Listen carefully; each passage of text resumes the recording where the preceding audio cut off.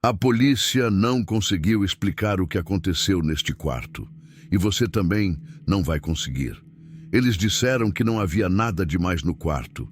Nenhuma evidência de invasão, nenhum sinal de luta, nenhum ferimento no corpo. Tudo perfeitamente normal. Mas não foi isso que os olhos viram quando a porta foi aberta. Não foi isso que a pele sentiu ao atravessar o batente. O ar ali dentro era diferente. Mais denso, mais frio, como se a própria atmosfera se retraísse, tentando escapar do espaço. Você não precisa saber o nome da vítima. Não importa quem morava ali. A única coisa que importa é o que ficou. Porque o que quer que tenha acontecido dentro daquele quarto não terminou quando a polícia chegou. Não foi embora com os agentes forenses, nem se desfez com os laudos inconclusivos. A coisa ainda está lá. E se você está ouvindo isso agora, é porque alguma parte de você também quer entender. Mesmo sem saber, já cruzou a mesma linha que todos os outros atravessaram. O mesmo limite que a polícia nunca mais teve coragem de tocar. E que os relatórios fingem que não existe. Talvez seja difícil de acreditar, mas algumas coisas não querem ser explicadas. Elas não nascem do crime, não se encaixam em narrativas lógicas, não pertencem a nenhuma causa. Elas apenas existem como uma rachadura na realidade, como um erro que se repete enquanto ninguém olha.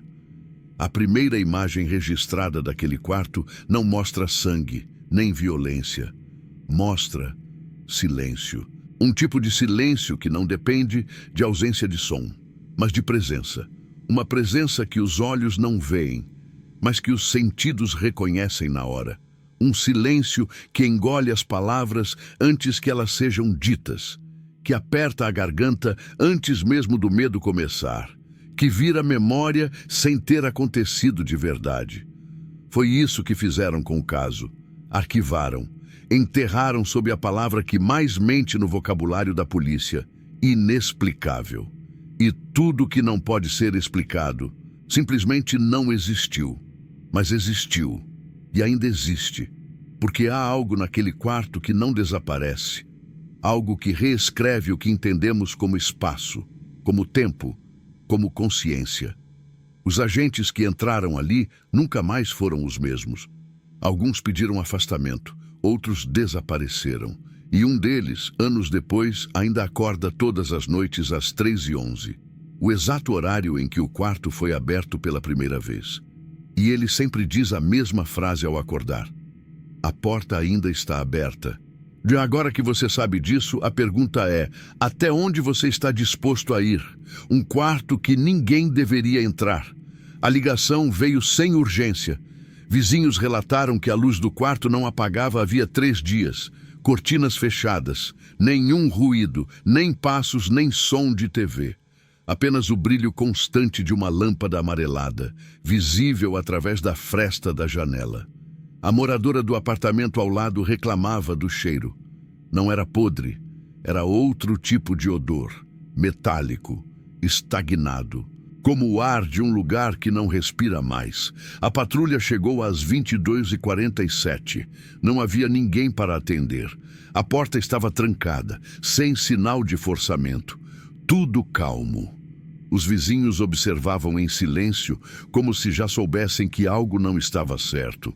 2 policiais arrombaram a entrada. O barulho da fechadura sendo rompida pareceu mais alto do que deveria.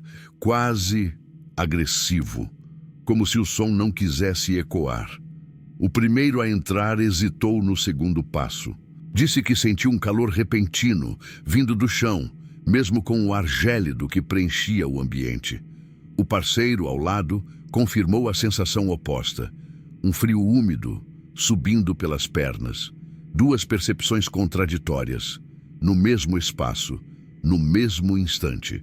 O quarto era simples, cama, escrivaninha, estante, nenhum sinal de bagunça, nenhum objeto fora do lugar, mas havia algo estranho com o relógio de parede. Os ponteiros giravam ao contrário, não rapidamente, não de forma chamativa, mas sutilmente regrediam, segundo por segundo, como se o quarto estivesse desfazendo o próprio tempo. A vítima estava sentada na beirada da cama, corpo ereto, olhar fixo para a frente. Não se mexia, não piscava, mas respirava. Os batimentos estavam fracos, mas presentes. A pele fria, mas sem rigidez. Os olhos secos. Nenhuma lágrima, nenhum brilho. Olhos que pareciam ter se fechado por dentro. Os policiais chamaram por socorro, mas os rádios falhavam. Só chiado. Cada tentativa de contato era cortada por um ruído estranho, semelhante à respiração amplificada por um tubo metálico. Quando um deles tentou puxar a vítima pelo braço, um arrepio percorreu seu corpo inteiro. Disse que sentiu como se tivesse encostado em algo morto, mas consciente. Como se o corpo estivesse ali apenas por formalidade, enquanto o que realmente habitava aquele quarto se escondia entre as frestas das paredes. Na hora de registrar a cena, tiraram fotos, mas as imagens saíram corrompidas. As digitais não capturaram o quarto, apenas uma névoa cinza, como se o ambiente rejeitasse ser registrado. Um dos celulares travou, o outro reiniciou sozinho.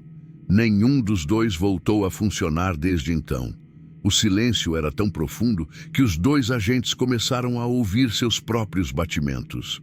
Ouviam o sangue correndo nos ouvidos, a respiração do outro ampliada como dentro de uma caverna.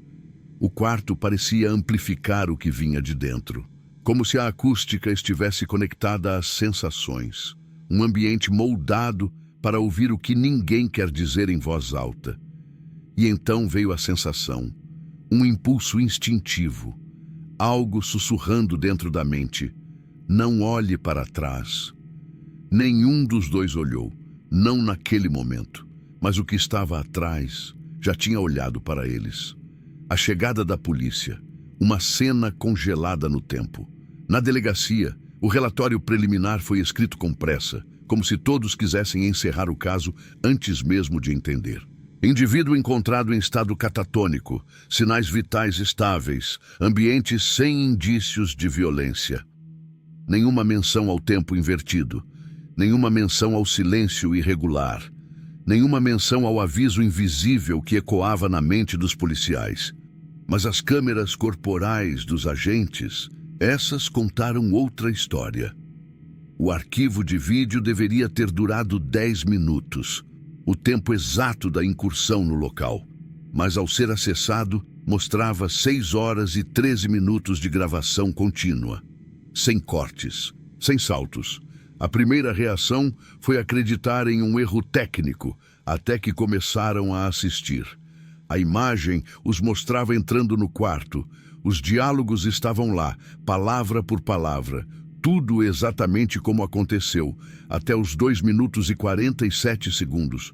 Nesse ponto, ambos desaparecem da imagem. O quarto permanece em foco. A cama, a estante, a vítima imóvel. Mas os dois policiais somem. Literalmente. Sem corte, sem fade, sem borrão. Em um frame, estão lá. No seguinte, não estão. A câmera continua gravando, estática, como se nada tivesse mudado, mas os dois homens haviam deixado de existir dentro da imagem. O mais perturbador? Do minuto 0310 até o minuto 0521, uma figura aparece no canto inferior direito da tela, agachada, com a cabeça baixa, em completo silêncio, e nenhuma das câmeras, nem a do outro policial, registra a mesma figura. Ela só aparece em uma, sempre do mesmo ângulo, sempre imóvel. O rosto não é visível, mas o movimento, esse sim. Aos poucos, o corpo se ergue, lento, como se acordasse de um sono longo demais. O tempo ao redor começa a oscilar. O vídeo acelera por milissegundos e depois desacelera. As luzes da câmera piscam, como se estivessem sendo observadas de volta. Em um momento específico, os frames congelam por 4 segundos, e quando retornam, a vítima na cama está sorrindo. Na gravação original, ela nunca moveu um músculo. Tentaram sincronizar os dados de GPS das câmeras, Segundo os logs, ambos os policiais estavam fora do quarto durante aquele período, o que era impossível. O sistema de monitoramento mostrava os dois posicionados no corredor externo, mas nas imagens internas estavam claramente dentro do quarto, até desaparecerem. Quando o investigador responsável viu o vídeo pela primeira vez, deixou a sala sem dizer uma palavra. Pediu transferência para outro setor dias depois. Nunca mais falou sobre o caso. Mas antes de sair, escreveu uma frase no verso da ficha da ocorrência.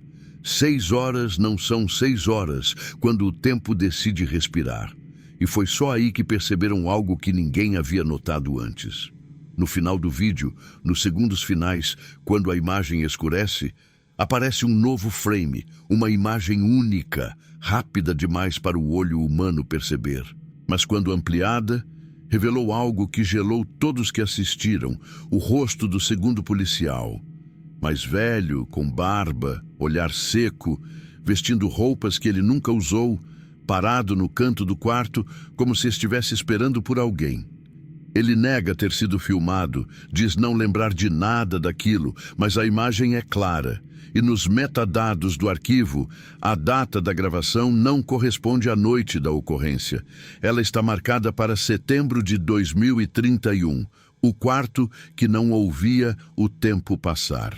Quando os técnicos da perícia entraram no quarto para iniciar o levantamento formal, algo imediato e unânime aconteceu. Todos os relógios digitais dos equipamentos zeraram. Os dispositivos acusavam erro de tempo. Até os celulares entraram em loop, reiniciando com a tela inicial travada em um horário fixo, 0311. A mesma hora em que o primeiro policial acordava todos os dias desde o incidente. O quarto não era apenas um espaço físico, era um vácuo de tempo. Ao tentar ligar as lanternas de inspeção, uma por uma falhou. Não com a luz piscando como de costume, mas com uma escuridão densa, opaca, que parecia não aceitar claridade. Quando uma das luzes foi acesa manualmente, ela revelou algo impossível. O feixe parava antes de tocar a parede, como se o ar dentro daquele cômodo tivesse densidade o suficiente para interromper a luz. No interior da sala, nenhum ruído externo era audível. Nenhum som do corredor, do rádio, da cidade lá fora. Apenas o som abafado da própria respiração. Um dos técnicos comentou, em voz baixa, que sentia como se estivesse ouvindo o coração do próprio ambiente. Um ritmo que não vinha de nenhum ser vivo, mas que reverberava no chão, na madeira, nas paredes. Foi quando notaram o detalhe mais perturbador. Os ponteiros do relógio de parede, que no primeiro relatório giravam para trás, agora estavam completamente imóveis, mas não alinhados. Estavam desalinhados de forma intencional, como se tivessem sido paralisados no exato instante em que algo aconteceu. A equipe decidiu instalar sensores de movimento e microfones no interior do quarto. Os dados gravados nas 12 horas seguintes foram, em sua maioria, estáticos, com exceção de um momento, às 03:11, em que os sensores registraram um pico de pressão no ar e um deslocamento térmico inexplicável. O barômetro explodiu em dados incoerentes, e um dos microfones captou um ruído muito sutil, mas constante, que se repetia em ondas. Era como se alguém repetisse, em sussurros abafados: "Você voltou, você voltou, você voltou." Ao isolar o som e invertê-lo digitalmente, outro padrão emergiu. Uma frase única, cristalina, dita com uma voz extremamente próxima do microfone: "Você ainda está dentro." Não se sabia a quem ou ao que aquilo se referia. Mas os efeitos nos investigadores começaram a se manifestar na mesma semana. Perdas de memória seletiva, vômitos em horários específicos, sem causa orgânica. Um deles passou a sofrer surtos de desorientação em espaços fechados. Outro começou a falar durante o sono. Em uma dessas noites, sua esposa gravou a fala. Ao reproduzir, a voz não era a dele. Era feminina, grave, e repetia: "O tempo aqui não é seu."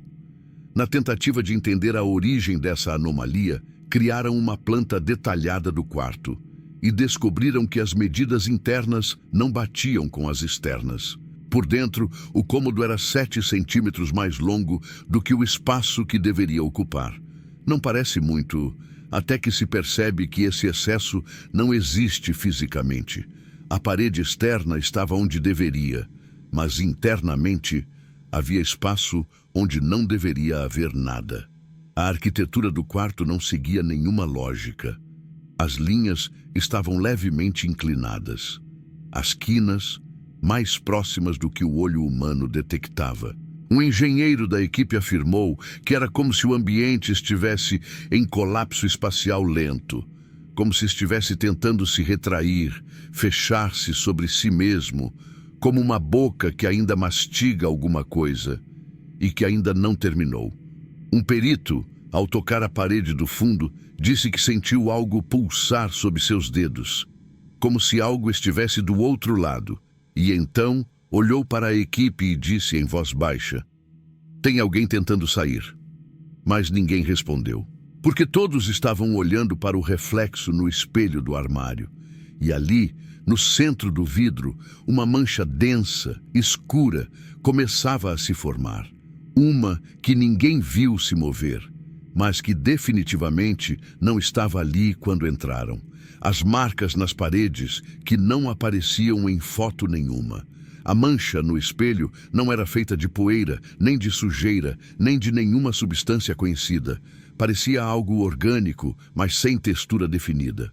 Um borrão escuro que se espalhava de dentro para fora, como se estivesse nascendo entre as camadas do vidro. Um dos peritos tentou limpá-la com um pano úmido. O pano passou direto, sem encontrar resistência. A mancha não estava na superfície, estava no interior, ou talvez entre o reflexo e a realidade. Decidiram fotografar. O flash revelou mais do que esperavam. No centro da mancha, escondido em sombras espessas, algo semelhante a um rosto começou a se formar. Primeiro, os contornos, depois as cavidades dos olhos, e por fim, um sorriso sutil, pequeno demais para ser espontâneo, grande demais para ser ignorado. Na foto, a imagem era nítida, mas ao olhar diretamente para o espelho, nada, apenas o reflexo distorcido da própria sala. A mancha desaparecia à vista direta, mas se tornava visível em qualquer dispositivo que registrasse a luz. Câmeras, celulares, filmadoras. E em todas as capturas, o rosto aparecia ligeiramente diferente, como se transformasse dependendo de quem estivesse por trás da lente. As imagens foram analisadas em laboratório. Um software de reconhecimento facial foi aplicado. O programa travou após tentar identificar características incompatíveis com o padrão humano. Os olhos estavam em uma posição levemente assimétrica. O nariz era quase imperceptível e a boca não tinha dentes. Apenas um recorte suave, como uma fenda, mas que parecia se mover entre um frame e outro, como se sussurrasse palavras que não podiam ser ouvidas. Alguns começaram a acreditar que os símbolos nas paredes estavam conectados ao espelho, como uma linguagem visual tentando prender algo ali dentro ou manter alguma coisa do lado de fora. Mas o espelho parecia cada vez mais ativo. Na terceira visita técnica, um dos investigadores jurou ver o reflexo de um corredor que não existia atrás de si. Um corredor estreito, mal iluminado, com uma porta entreaberta ao fundo. Quando virou para conferir, atrás dele havia apenas a parede. Mas ao olhar de novo para o espelho, o corredor estava mais próximo. Dias depois, a equipe trouxe um especialista em linguística simbólica para analisar os desenhos. Ele não tocou em nada, não falou. Apenas observou, imóvel, por longos minutos. Quando finalmente quebrou o silêncio, disse que o padrão parecia composto de ideogramas com função ritualística, mas invertida. Não era uma tentativa de comunicação. Era um selo, um bloqueio, um fechamento. Esses símbolos não estão aqui para invocar, ele disse. Estão aqui para impedir que algo retorne. Alguém perguntou: retorne de onde? Ele hesitou e respondeu: de dentro de nós. Pouco tempo depois, o espelho começou a apresentar rachaduras internas, não externas. O vidro permanecia liso ao toque, mas pequenas fraturas surgiam em seu interior, sempre ao redor do rosto, como se algo ali dentro estivesse pressionando para sair. A imagem na superfície começou a vibrar, não como um reflexo tremido, mas como se fosse feita de água. Uma vibração que distorcia a luz ao redor, criando uma espécie de auréola em torno da mancha. E então aconteceu. Na quarta visita da perícia, com todos os equipamentos instalados e gravando, a luz do quarto apagou-se por 3 segundos. Tudo, absolutamente tudo, mergulhou em escuridão. Quando as luzes voltaram, o espelho estava limpo, perfeitamente transparente, sem manchas, sem rachaduras. Mas quem olhasse por mais de alguns segundos, notava. No fundo do reflexo, além da imagem da sala, havia uma figura, sem feições, sem sombra, parada, imóvel, sempre ao fundo, e cada pessoa que tentava descrevê-la via algo diferente, exceto por um único detalhe em comum. Ela estava olhando direto para o observador e sorrindo. O corpo que não estava morto, mas também não estava vivo. O corpo ainda estava lá, sentado na cama, com a cabeça levemente inclinada para frente, como se tivesse adormecido enquanto esperava alguém que nunca chegou. Nenhuma alteração nos sinais vitais, nenhum avanço, nenhuma regressão, mas algo havia mudado. As pupilas estavam mais dilatadas do que antes e reagiam de forma incomum à luz. Quando o feixe da lanterna se aproximava do olho direito, ambos os olhos se contraíam. Mas quando a luz era direcionada ao esquerdo, a pupila se expandia, como se absorvesse a claridade, como se quisesse mais. Um médico legista foi chamado para avaliar o quadro clínico. Depois de longos exames e testes de estímulo, ele apenas anotou 3 palavras no laudo: estado não catalogado. O corpo estava vivo, mas sem vida. Respirava, mas sem necessidade. O ritmo cardíaco oscilava de forma não compatível com nenhuma atividade biológica, como se o próprio coração estivesse respondendo a um tipo de pulso invisível. Em determinado momento, ao tentar abrir a boca do paciente para análise bucal, um dos médicos notou algo extremamente incomum. A língua estava rígida, pressionada contra o céu da boca com uma força desumana. Era como se estivesse segurando alguma coisa. Ao tentar forçar a abertura, o paciente emitiu um som, não um gemido, não um grunhido, mas algo mais profundo. Um estalo seco, como ossos sendo deslocados dentro de um lugar oco. Ninguém mais tocou o corpo após isso. Os registros médicos anteriores do paciente mostravam um histórico de saúde absolutamente normal. Nenhuma doença, nenhum trauma, nenhum indício de transtornos. Mas o mais alarmante foi a data do último exame clínico, feito 2 semanas antes do ocorrido. Nas imagens do eletroencefalograma, o cérebro parecia completamente ativo, mas não como um cérebro humano em repouso. A atividade era caótica, desorganizada, como se ele estivesse sonhando, com algo que o corpo ainda não conhecia. Um neurologista foi convocado, pediu autorização para um novo EEG.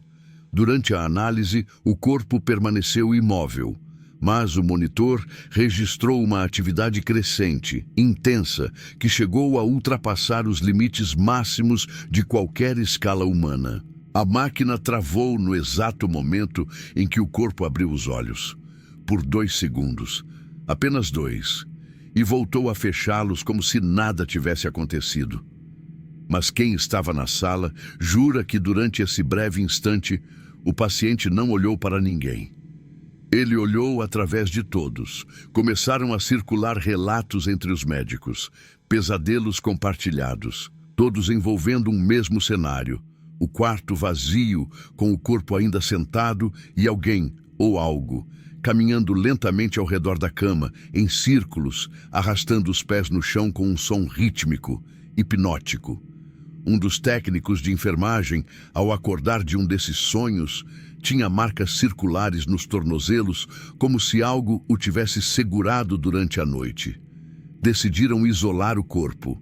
Removeram-no do local.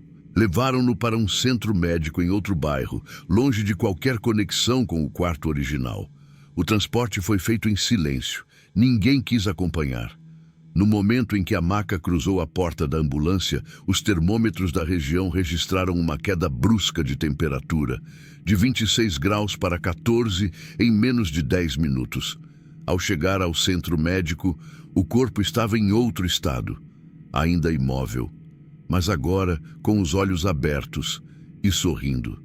O sorriso era pequeno, sutil, quase imperceptível, mas carregava um tipo de convicção que não pertence a quem dorme. Era o tipo de sorriso de quem viu algo que ninguém mais viu, de quem entendeu o que estava por trás das paredes daquele quarto.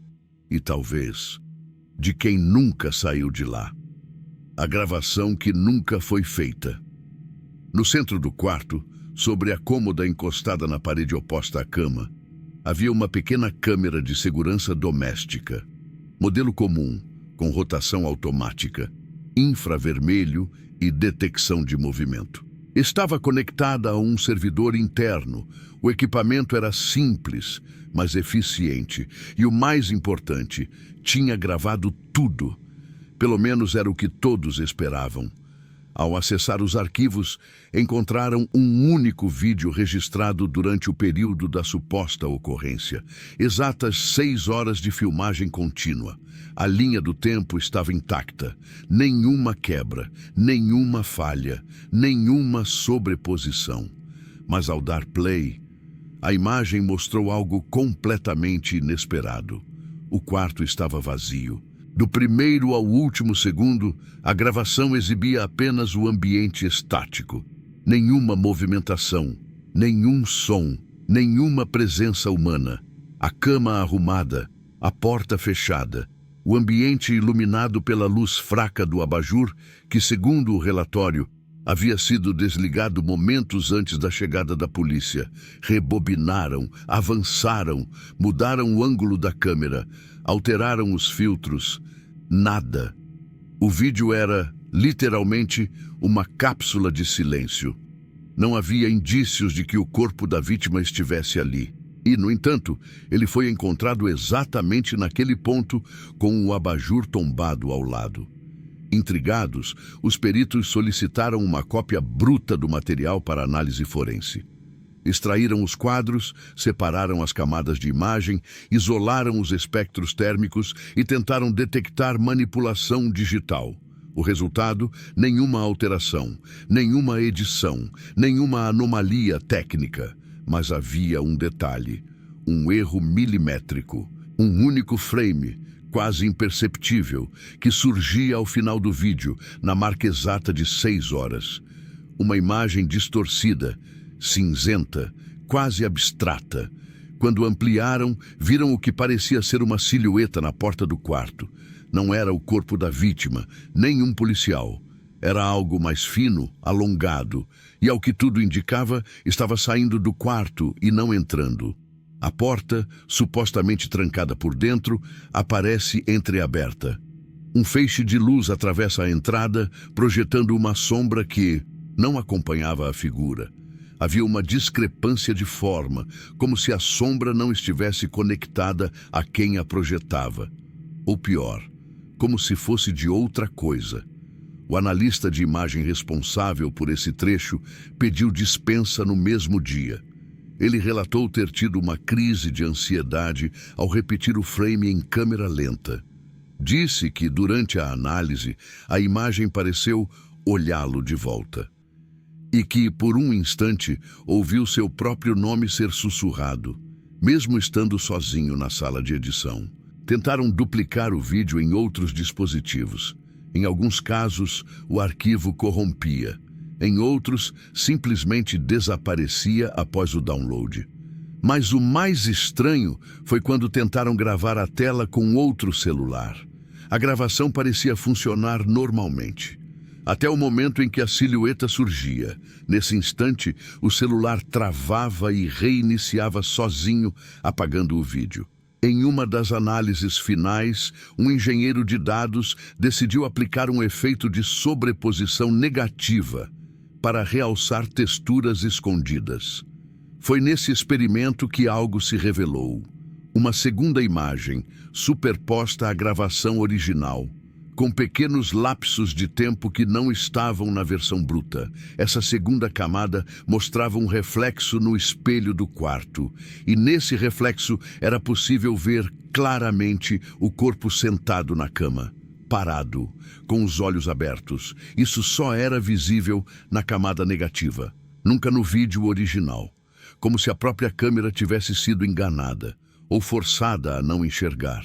A partir daquele momento, todos que assistiram ao vídeo começaram a relatar problemas de sono, pesadelos recorrentes, perda de memória de curto prazo e, em alguns casos, visões breves do mesmo quarto, agora vazio, durante o dia. Mas o mais perturbador aconteceu com o próprio legista, dias depois.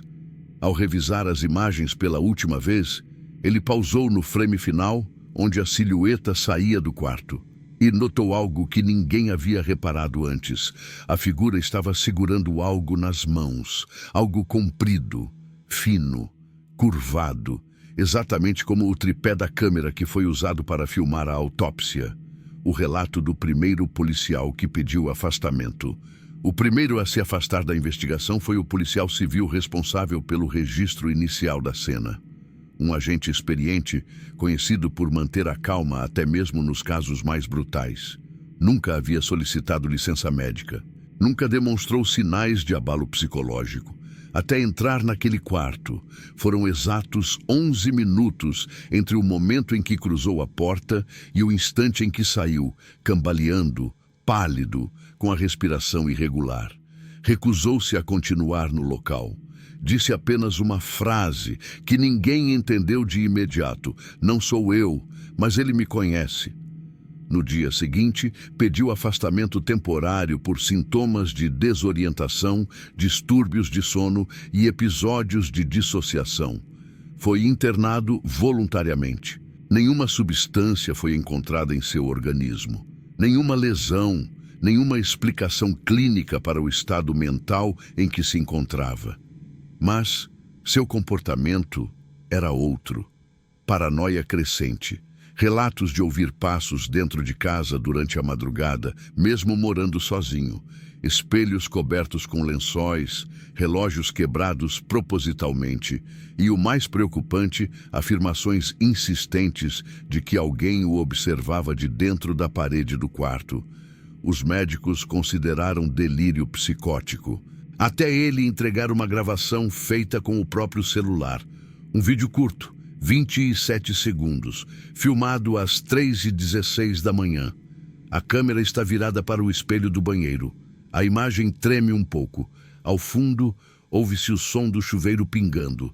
No reflexo, é possível ver o policial, encarando a própria imagem.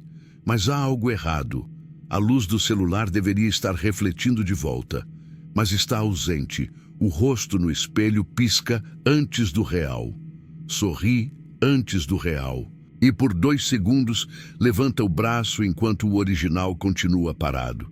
Ele mostra o vídeo à equipe médica, mas quando eles tentam reproduzir em outro aparelho, o arquivo aparece como corrompido, inacessível. O vídeo original continua funcionando apenas em seu celular. Mas a cada nova reprodução, o reflexo parece mudar, tornar-se mais nítido, mais autônomo. Foi aí que decidiram remover todos os espelhos do quarto onde ele estava internado. Mesmo assim, ele continuava relatando aparições. Dizia que não era o espelho em si, mas o reflexo que continuava existindo em algum lugar. Em uma madrugada, uma enfermeira de plantão o encontrou sentado no chão do quarto, com as costas contra a parede e os olhos fixos em um ponto invisível. Murmurava frases desconexas, mas uma delas foi registrada claramente. Ele me mostrou o que acontece depois do último segundo, depois da última imagem. No dia seguinte, foi transferido para um centro psiquiátrico.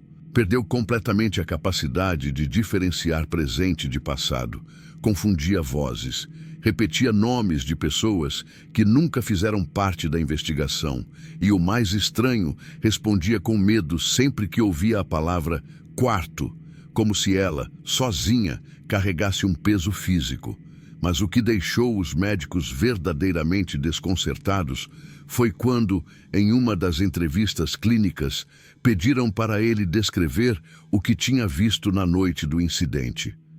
Ele pegou uma caneta, olhou fixo para a folha em branco e começou a desenhar símbolos idênticos aos encontrados nas paredes do quarto original, na mesma ordem, com os mesmos traços, mesmo nunca tendo tido acesso às imagens. Depois disso, nunca mais falou, mas todas as noites risca as paredes do quarto com os dedos, como se ainda estivesse tentando desenhar algo que o papel não comporta. A equipe médica acredita que ele esteja revivendo um fragmento específico da experiência.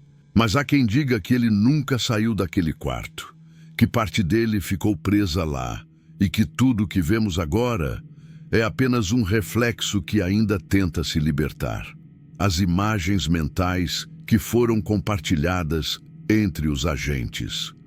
Depois do afastamento do primeiro agente, a delegacia designou um novo grupo para revisar todos os relatos e cruzar os depoimentos. O objetivo era filtrar distorções emocionais. Afinal, cenas de crime bizarras tendem a gerar exageros, mas o que encontraram foi o oposto: coerência absoluta. E isso era pior.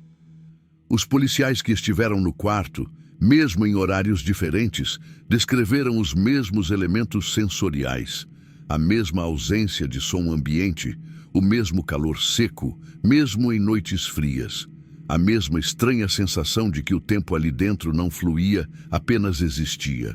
Mas o que chamou a atenção foi um padrão que surgiu semanas depois. Um investigador, ao revisar os depoimentos gravados em vídeo, percebeu que todos, absolutamente todos, mencionavam imagens mentais que surgiram sem serem vistas. Não estavam nas paredes, nem no chão, nem na vítima, apenas vinham à mente como sonhos inseridos à força. O mais assustador: essas imagens eram idênticas entre os agentes. Descrições precisas de uma figura humana, parada no centro do quarto. Pele pálida, corpo coberto por um manto fino, e onde deveria haver um rosto. Apenas pele lisa, sem olhos, boca ou nariz. Todos a descreviam chamando por alguém, mas cada um ouvia um nome diferente. O próprio chamava cada um deles pelo nome completo, com a entonação exata de alguém íntimo, como se a figura soubesse detalhes que nenhum estranho poderia saber. Um dos policiais tentou racionalizar, dizendo que era uma alucinação coletiva por sugestão, mas não havia lógica.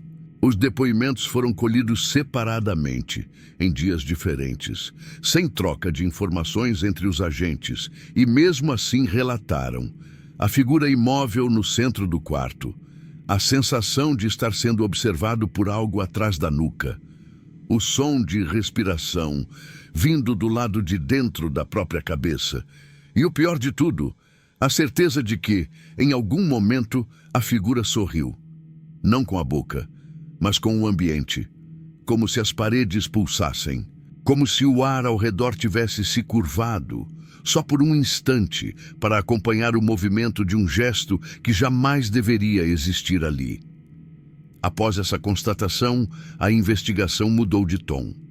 Agora, não se tratava mais apenas de uma vítima catatônica, mas de um local que parecia reagir à presença humana. Decidiram então fazer um experimento silencioso. Isolaram o quarto, instalaram sensores térmicos gravadores analógicos, microfones omnidirecionais. O objetivo era simples: registrar qualquer alteração perceptível em longas exposições. Mas o que os equipamentos captaram, na primeira madrugada, ninguém conseguiu explicar. Às 3h17, todos os dispositivos desligaram ao mesmo tempo. A energia elétrica foi mantida, mas os sensores pararam. E quando voltaram a funcionar, 8 minutos depois, havia algo novo na gravação. Não era imagem, era som. Um padrão repetitivo de frequências baixíssimas, imperceptíveis ao ouvido humano, mas que, ao serem amplificadas, formavam palavras. Palavras em latim. Algumas inteligíveis, outras misturadas com sons que lembravam animais se afogando.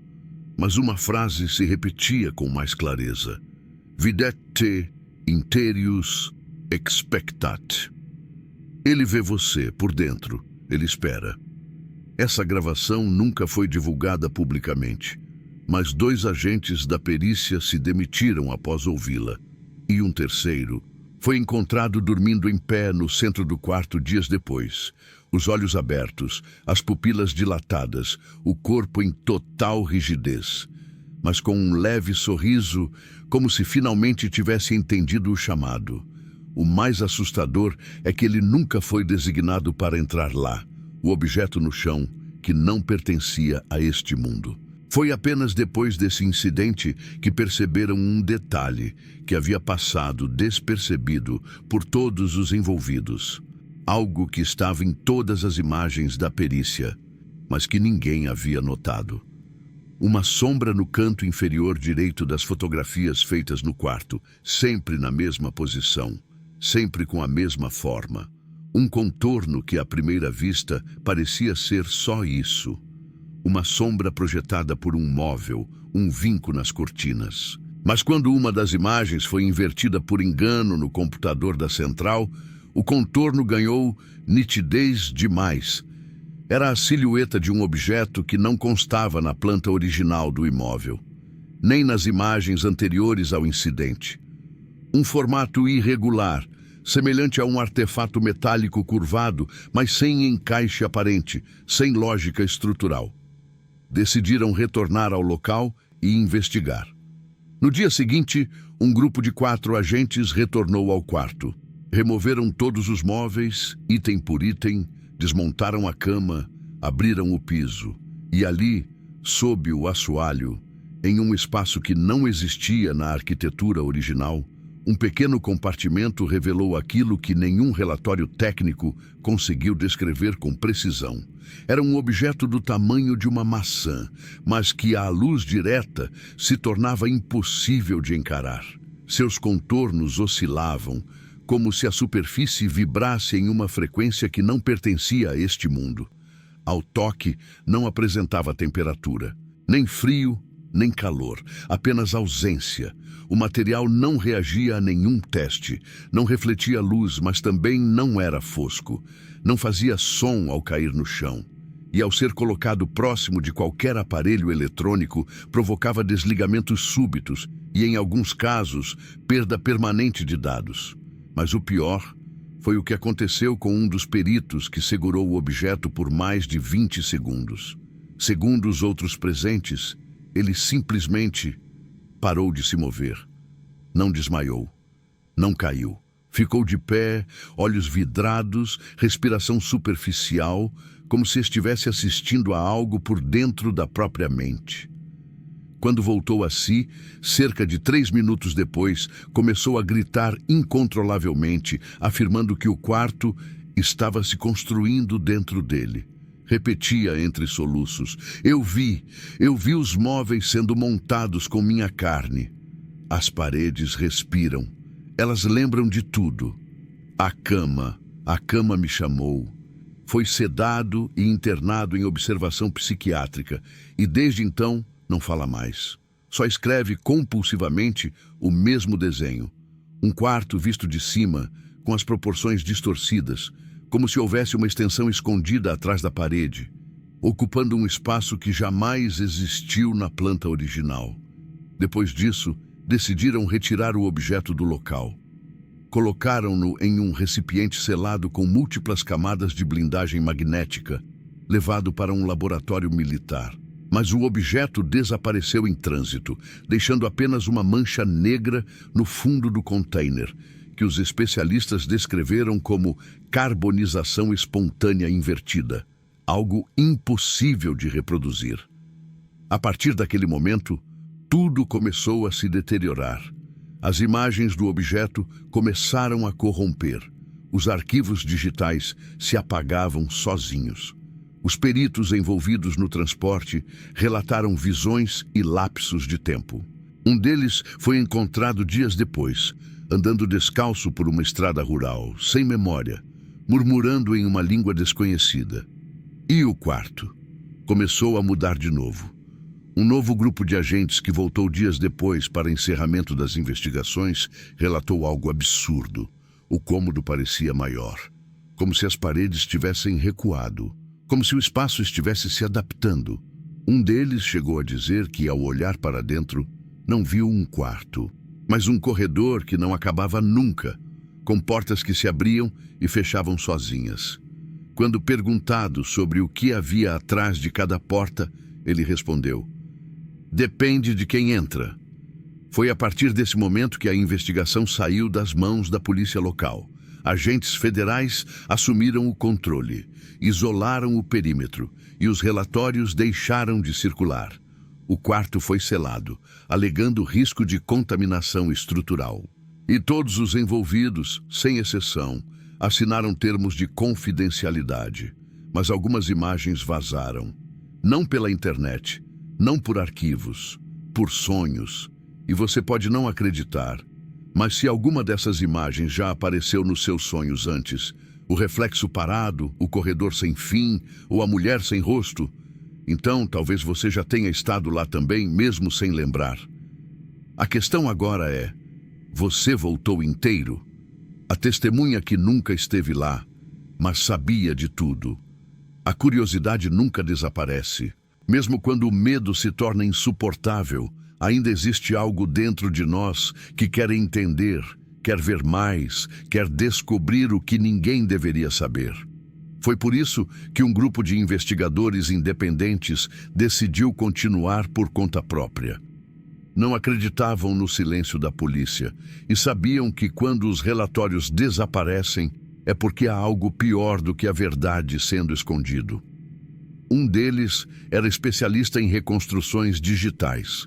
Através de softwares avançados, conseguiu simular o quarto com base nas imagens corrompidas, nos registros de áudio fragmentados, nas plantas arquitetônicas. E conforme reconstruía o ambiente em 3D, percebeu algo estranho. As proporções não batiam. O tamanho real do cômodo registrado no projeto era menor do que o que aparecia na simulação. Ele recalculou, reprocessou, tentou entender. Foi aí que percebeu que o quarto, em sua representação digital, não estava apenas crescendo, estava se ajustando ao observador.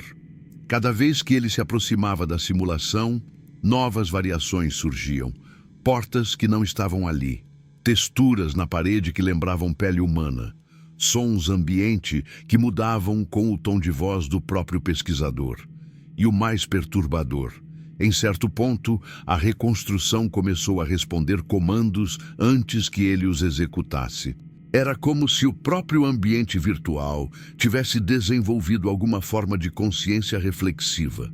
Ao investigar o código da simulação, encontrou trechos de dados que ele nunca escreveu. Scripts que descreviam movimentos dentro do quarto, em tempo real. Como se alguém ou algo estivesse caminhando ali dentro, mesmo com o programa fechado. Foi quando ele decidiu desligar tudo. Mas o computador não obedecia mais. A tela piscou e, pela primeira vez desde o início da investigação, o quarto surgiu em tela cheia, iluminado apenas por uma lâmpada trêmula, vazio, imóvel, e no canto, o reflexo de uma silhueta observando, com um leve movimento de cabeça, como se soubesse que estava sendo vista. Naquele instante, todos os sistemas travaram. A energia do prédio oscilou, e ele começou a ouvir o som da própria voz, sussurrando palavras que nunca disse. O experimento foi interrompido, mas não antes que um print da simulação fosse salvo em nuvem automaticamente. Um print aparentemente inofensivo, até que outro integrante do grupo, em outro país, abriu o arquivo para análise e descreveu exatamente a mesma imagem, com o mesmo reflexo. Mas havia uma diferença. A figura parecia mais próxima. Isso se repetiu com outros membros. A cada nova visualização do print, a figura no canto do quarto se movia levemente, como se estivesse caminhando. Como se o quarto, seja físico ou digital, estivesse apenas sendo o meio pelo qual algo se aproxima. Mais tarde, ao sobrepor as imagens em sequência, descobriram que a silhueta completava um ciclo de aproximação em 7 visualizações. Na 7ª, o reflexo desaparecia e a imagem congelava, não mais com a visão do quarto, mas com a imagem da pessoa que o visualizou, como se naquele instante o quarto tivesse migrado para o lado de cá.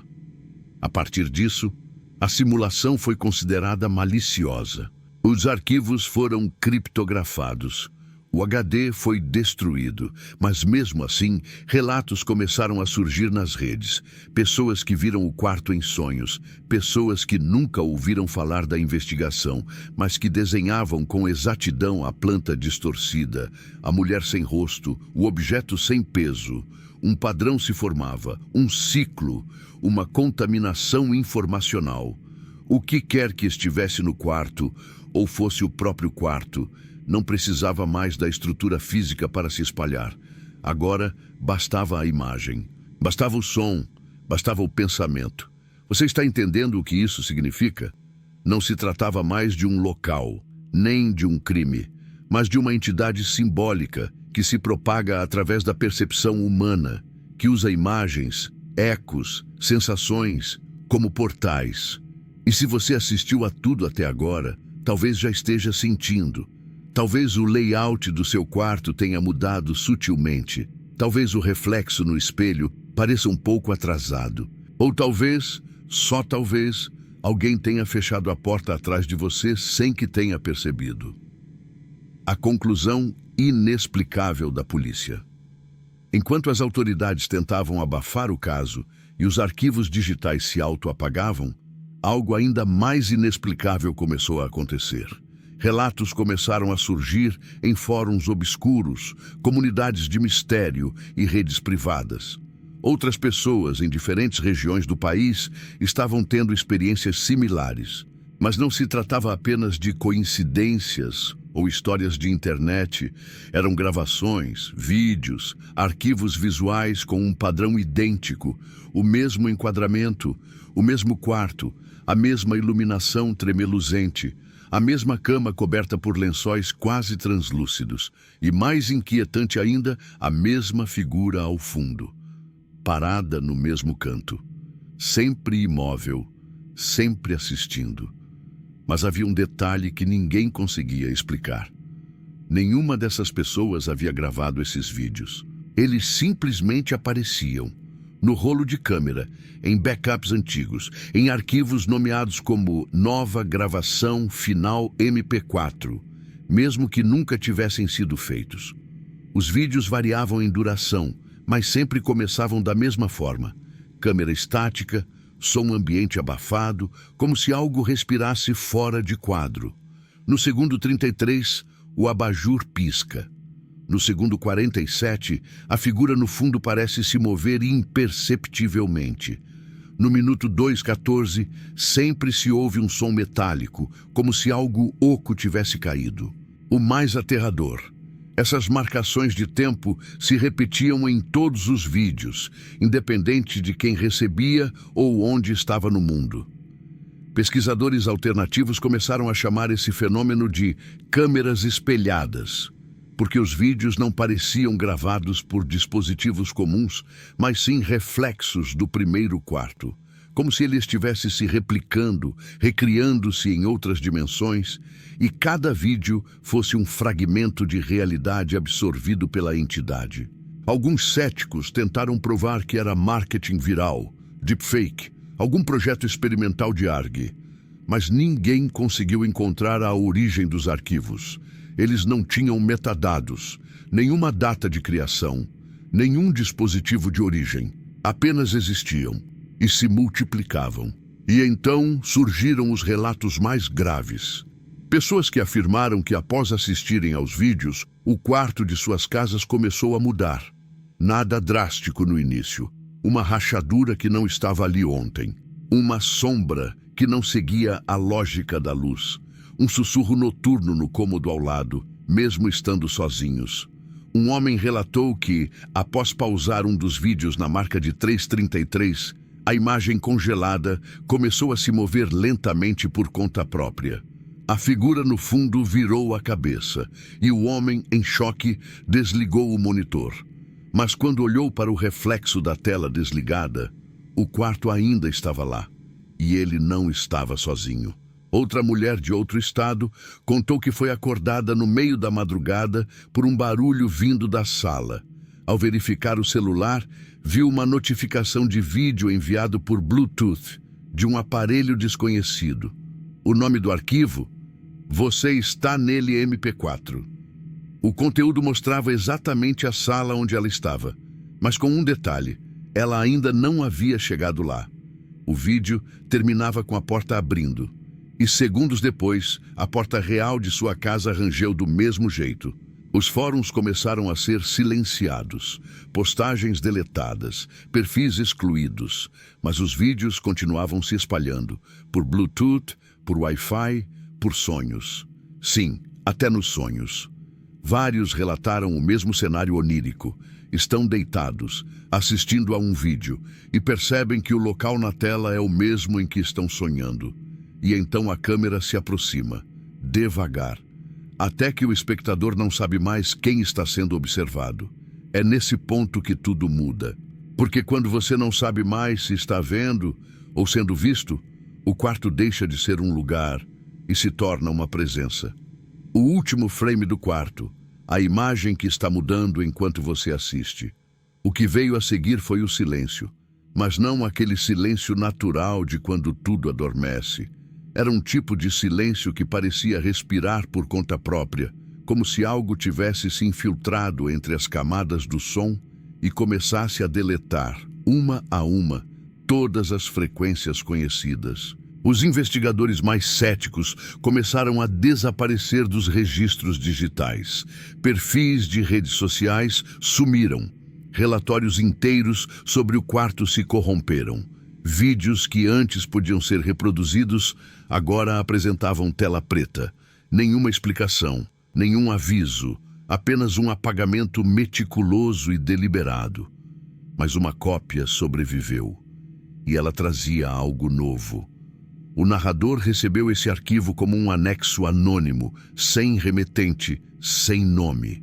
Apenas uma mensagem no corpo do e-mail. Você precisa mostrar isso, ou vai ser o próximo. O que o arquivo continha era diferente de tudo que já havia sido visto até então. Era a gravação da última tentativa da polícia de entender o quarto. Um experimento final, não autorizado. Um grupo de 3 investigadores foi instruído a entrar novamente na cena. Desta vez, com sensores térmicos, equipamentos quânticos e um sistema de inteligência artificial acoplado a uma rede neural. A ideia era registrar tudo em tempo real, sem depender de dispositivos convencionais. Mas o vídeo mostrava algo impossível. Ao entrarem no quarto, a IA começou a identificar padrões que não estavam visíveis a olho nu. Palavras surgiam escritas no ar, como se o ambiente estivesse tentando se comunicar, só que não com palavras conhecidas. Símbolos, gestos, repetições de dados binários que, quando decodificados, formavam algo mais assustador do que qualquer teoria paranormal. Uma estrutura de código autorreferente. Era como se o quarto estivesse vivo, como se fosse um arquivo consciente, moldando-se a cada observador. As palavras traduzidas pela IA formavam a seguinte sequência: você entrou, Você está registrado. Agora você também é parte. Nesse momento, o investigador mais jovem começou a gritar. Gritava que conseguia ver os próprios pensamentos projetados nas paredes, que estava ouvindo o futuro falar com ele, que tudo o que ele achava que tinha vivido, na verdade, já tinha sido escrito, dentro daquele quarto, e que agora ele sabia como terminava. Tentaram contê-lo, mas no segundo seguinte ele desapareceu da câmera, literalmente. Um frame ele estava lá, no outro vazio. Nenhum barulho, nenhum movimento, apenas ausência. A gravação continua com os outros dois investigadores em pânico. Um tenta sair do quarto, mas a porta agora dava para outro cômodo, que não existia no apartamento. O espaço estava se rearranjando como se as leis físicas estivessem sendo reescritas em tempo real. Como se o quarto estivesse testando possibilidades, explorando novas formas de prender e aprendendo com cada tentativa. E é aí que algo aparece na imagem. Um vulto, não uma pessoa, não uma criatura, mas uma forma ausente. Como se algo estivesse sendo recortado da realidade, deixando um buraco onde deveria haver matéria. Esse buraco se move, se aproxima da câmera e então tudo apaga. Mas o mais aterrador não está no final da gravação, está no começo, porque ao revisar os metadados do vídeo, o narrador encontrou a data de criação. E ela não fazia sentido.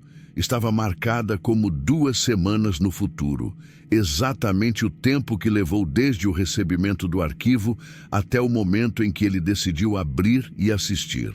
Era como se o quarto soubesse, como se ele já tivesse previsto que aquele vídeo chegaria até ali, como se tudo estivesse acontecendo ao contrário, de trás para frente, em espiral. O vídeo termina com um frame congelado, uma imagem desfocada do interior do quarto. Mas quem olha com atenção percebe. Não é o quarto original, é o seu quarto. A mesma disposição dos móveis, a mesma rachadura na parede, o mesmo reflexo no espelho, que não reflete mais você. E no canto da tela, uma mensagem intermitente começa a piscar. Reprodução iniciada, o reflexo que não obedece mais o espelho. Naquela noite, algo mudou. Não só no vídeo, não só no apartamento, mas em todo o sistema. O narrador, que até então se posicionava como mero observador, percebeu que a gravação estava se comportando de forma ativa. Ícones de reprodução que apareciam fora do software. Notificações que piscavam mesmo com a internet desligada. A câmera do computador se ativando sozinha e o reflexo no monitor nunca alinhado com a realidade. Mas o que aconteceu depois rompeu todas as barreiras da lógica. Sem que o narrador fizesse nada, o arquivo começou a se espalhar, automaticamente, aparecendo em celulares, e-mails, pastas ocultas, até mesmo em televisores desligados. Primeiro como estática, depois como imagem, e então como presença. A gravação havia se tornado algo autônomo, viral, vivente. Ele tentou deletá-la. Reiniciou o sistema, formatou o computador, jogou o HD fora. Nada funcionava, porque quando o vídeo deixava de existir em um lugar, surgia em outro, como se o mundo inteiro fosse apenas uma interface para sua reprodução. E então vieram os relatos. Perfis desconhecidos começaram a comentar nos vídeos antigos do canal, dizendo que o viram em sonho, que ouviram sua voz no quarto, que acordaram no meio da noite e a TV estava ligada, reproduzindo uma imagem estática, com o rosto dele no centro. Alguns diziam ter recebido um e-mail com uma frase única: "Obrigado por espalhar". Outros, mais desesperados, começaram a relatar sintomas físicos: enjoo, insônia, hemorragias nasais, sensação de que estavam sendo filmados de dentro para fora, como se o corpo fosse a lente e o mundo ao redor fosse o conteúdo sendo registrado por algo dentro deles. Não se tratava mais de um vídeo, era um organismo de transmissão, uma entidade que usava a própria percepção humana como canal de expansão. A gravação havia se tornado um ciclo, um loop autossuficiente que se alimentava do medo, da curiosidade e da tentativa de apagar. Cada tentativa de deletar gerava mais cópias.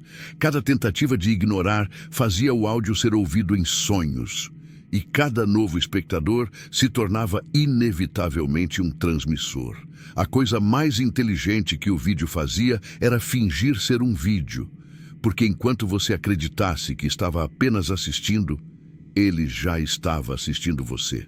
Em alguns fóruns profundos, teóricos chamavam isso de vírus de consciência, um conceito que remete a ideias antigas sobre memética, onde certos conteúdos carregam códigos que não apenas influenciam, mas reescrevem a mente de quem os consome, não com palavras, mas com sensações, arquiteturas, espaços. E foi isso que o quarto se tornou, um espaço memético, um lugar que só existe porque é visto, e que quanto mais é visto, mais se solidifica na realidade. O narrador passou a evitar reflexos. Escrevia de madrugada, com as luzes apagadas, sem espelhos, sem telas. Começou a ouvir o som do quarto vindo das paredes, um chiado crescente, como se o vídeo estivesse tentando carregar dentro da própria casa. Certa noite, ele acordou com a TV ligada, e ao invés de um canal, ela mostrava a imagem da webcam dele, ao vivo, mas com um atraso de 6 segundos. O suficiente para que ele visse algo se movendo atrás dele antes que virasse. E quando se virou, claro, não havia nada. Mas o vídeo mostrava. Com o tempo, a gravação passou a aparecer em lugares impossíveis. Uma criança disse ter desenhado o quarto da tela sem nunca ter visto televisão. Uma senhora cega afirmou ter sentido um espaço frio em seu quarto, exatamente às 3h33 da madrugada. Um técnico de som captou a voz do narrador pedindo ajuda. Em um estúdio lacrado, sem microfones conectados. Não havia mais limites entre o real e o digital, porque o quarto não era apenas um lugar, era um molde de percepção, que ao ser assistido se configurava dentro de quem vê, e uma vez instalado, jamais deixava a mente. E aí vem a pior parte. Se você chegou até aqui, ele já está com você. A câmera que está te filmando agora. Você percebeu? Desde que começou a assistir, algumas coisas começaram a parecer fora de lugar, pequenas, quase imperceptíveis, mas reais. A luz do cômodo piscando uma única vez. Um som abafado vindo de um lugar onde não havia nada. A sensação de que tem alguém atrás de você, mesmo que sua porta esteja trancada, não é coincidência e não é paranoia, porque a gravação que te prendeu aqui não é mais a mesma que começou a ser reproduzida. Ela mudou, se adaptou, está reagindo a você. Alguns relatos chamam isso de vídeo sensível. Um arquivo que modifica sua estrutura narrativa conforme o comportamento do espectador. Se você assiste com medo, ele intensifica a tensão. Se você assiste descrente, ele te provoca. Se você tenta fechar, ele trava, congela, volta para o início e carrega novos trechos que não estavam lá antes. Foi exatamente isso que o narrador percebeu quando tentou exibir o vídeo para outra pessoa. Algo estranho aconteceu. Cada espectador via uma versão diferente da gravação. Um via o quarto escuro, imóvel, vazio. Outro via movimento constante. Móveis mudando de lugar, objetos aparecendo do nada. Em uma das exibições, a vítima na cama olhou diretamente para a câmera. Algo que nunca havia acontecido antes. Na gravação original, ele jamais se mexia. Agora, parecia estar vivo e consciente de que estava sendo visto. Mas o mais perturbador foi quando a narração também começou a mudar. Palavras que não foram ditas começaram a surgir na reprodução. Frases em sussurros, escondidas no fundo do áudio. Mensagens pessoais, com nomes, lugares, Sentimentos íntimos demais para terem sido programados, como se o arquivo estivesse escavando memórias do espectador e usando contra ele. Um vídeo que não apenas reage, mas antecipa. As imagens começaram a piscar. No meio da gravação, quadros únicos de lugares reais, quartos comuns, banheiros, escadas, garagens, locais onde os espectadores estavam assistindo. Não por GPS, não por câmera, mas por impressão mnemônica. O vídeo reconhece padrões mentais, localiza o espaço através da sua percepção e o reproduz de volta para você. Na última atualização da gravação, algo inédito aconteceu. O vídeo não carregava mais com um play normal. Ele pedia permissão. Sim, uma tela preta com a frase "Você autoriza o acesso?" com as opções "Sim" e "Você já autorizou". Não importa o que escolhesse. A reprodução iniciava com a mesma frase: "Você continua. Nós também." E então, o narrador descobriu o nome do código de estruturação interna do vídeo. Estava escondido nos metadados, criptografado em hexadecimal entre os clusters de registro corrompidos. Quando decodificado, exibia uma única palavra: Eidolon. Na mitologia arcaica, Eidolon é o reflexo de uma alma, uma imagem espiritual, um espectro que não tem consciência própria, mas que pode desenvolver vontade se observado por tempo suficiente. Era exatamente isso que estava acontecendo. O vídeo havia se tornado uma forma espectral, alimentada por atenção, sustentada por medo, fortalecida por repetição. E ao reagir, ele passou a moldar o ambiente ao redor. Pessoas relataram objetos mudando de lugar durante a reprodução, temperatura caindo subitamente, uma sombra se movendo fora do campo de visão. Sons que só podiam ser ouvidos por quem estivesse assistindo. O mais inquietante foi um caso específico. Uma jovem acordou com a frase "Assista até o fim", escrita no espelho de seu quarto, com a mesma caligrafia usada nos créditos finais da gravação. O que isso significa?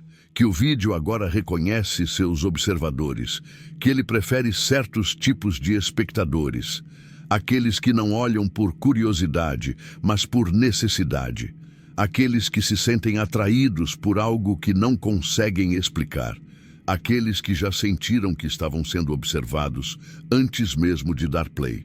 O narrador tentou alertar, tentou parar, mas já era tarde, porque em algum momento ele também foi escolhido, não pelo algoritmo, não pelo acaso, mas por essa coisa sem nome, sem forma, sem origem, que vive dentro do vídeo, ou pior, fora dele. E agora ele quer saber quem é você.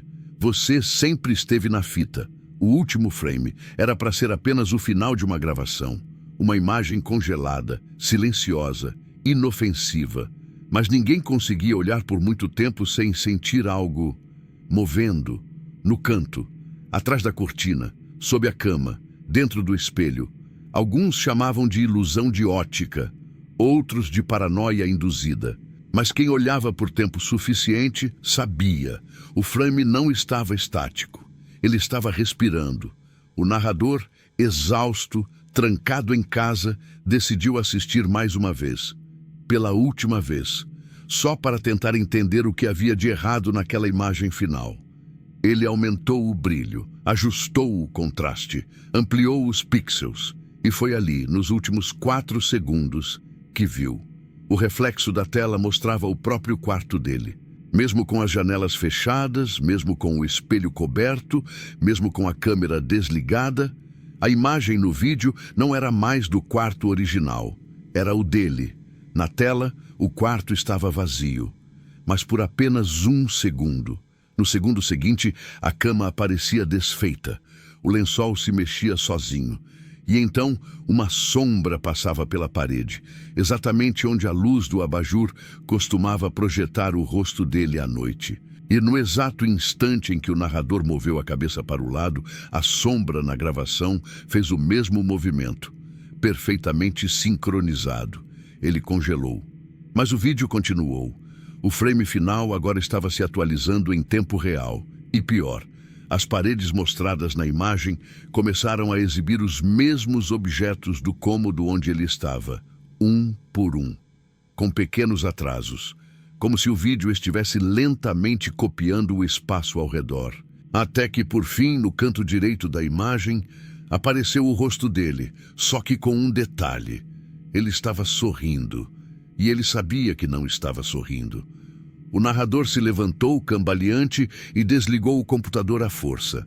Arrancou o cabo da tomada, jogou o notebook dentro do armário, mas mesmo com a tela apagada, o frame ainda estava na mente dele. Perfeito, preciso, como uma fotografia impressa sob a pálpebra. E então veio a notificação. No celular desligado, tela preta, sem bateria. Uma única frase piscando em branco. Você sempre esteve na fita. A câmera do celular acendeu, sem motivo, e mostrou algo atrás dele. Algo com os olhos muito abertos. Algo que não tinha rosto, mas tinha a boca dele. A polícia nunca conseguiu explicar o que aconteceu com ele. Quando entraram no apartamento, tudo estava no lugar, exceto pela cadeira virada para a parede, onde o narrador estava sentado, olhando fixamente para o ponto onde o reflexo de sua imagem costumava aparecer. Não reagia. Não falava, mas sorria, o tempo todo. Um sorriso vazio, sem piscar. Como se estivesse vendo algo que ninguém mais podia ver. No computador, o vídeo ainda estava aberto, mas agora com um novo nome de arquivo, seu nome MP4. E então, tudo ficou em silêncio. Até agora, porque a fita continua. Ela só precisa de um novo espectador. E o próximo é você.